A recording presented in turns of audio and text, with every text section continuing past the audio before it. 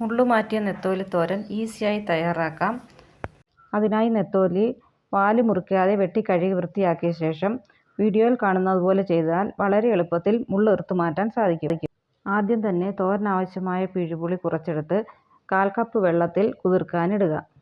ശേഷം 3 പച്ചമുളക് അരിഞ്ഞതും 1 കഷ്ണം ഇഞ്ചി ചെറുതായി അരിഞ്ഞതും 1 തക്കാളി ചെറുതായി അരിഞ്ഞതും കുറച്ച് കൊച്ചുള്ളി അരിഞ്ഞതും 2 കൈ തേങ്ങയും 3/4 സ്പൂൺ മുളക് പൊടിയും 1/2 സ്പൂൺ മല്ലിപ്പൊടിയും 1/4 സ്പൂൺ മഞ്ഞൾപ്പൊടിയും ആവശ്യത്തിന് ഉപ്പും ചേർത്ത് നന്നായി മിക്സ് ചെയ്യുക.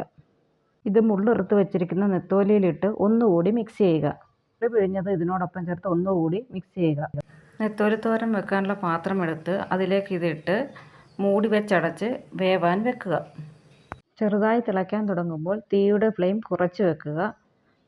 നന്നായി തിളയ്ക്കുമ്പോൾ മൂടി മാറ്റിയ ശേഷം ഇളക്കി കൊടുക്കുക. അതിനുശേഷം തീ കൂട്ടി വെച്ച് നല്ലതുപോലെ വെള്ളം വറ്റിച്ചെടുക്കുക. ഇതൊരു ബൗളിലേക്ക് മാറ്റാം. ശേഷം ഇതിലേക്കൊരു താളിപ്പ് കൊടുക്കാം.